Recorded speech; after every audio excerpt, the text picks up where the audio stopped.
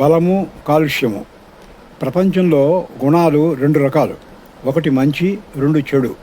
ఈ విశ్వంలోని అన్ని రకాల అపదార్థాలు ఈ రెండు గుణాలలో ఏదో ఒక దానిని కలిగి ఉంటాయి, జీవన విధానాలతో సహా.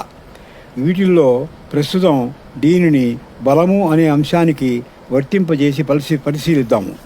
బలం అనగా శక్తి. శక్తి అంటే ఏదైనా పని చేయడానికి కావలసిన ఇంధనం అనగా ఫ్యూయల్ అన్నమాట. కాబట్టి ఈ శక్తి అనగా బలంలో కూడా మంచి శక్తి, చెడు శక్తి అని రెండుగా ఉంటాయి.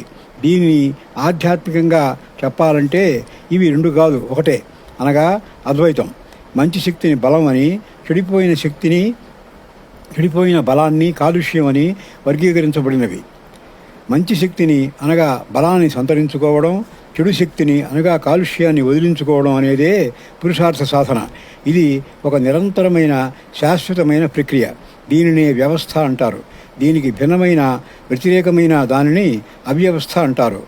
ఈ వ్యవస్థ బలహీనపడి అవ్యవస్థ ప్రబలిపోయిన కారణంగా అన్నింటిలో కాలుష్యం పెరిగిపోయింది. ఇది పంచభూతాలన్నింటినీ కమ్మేసింది.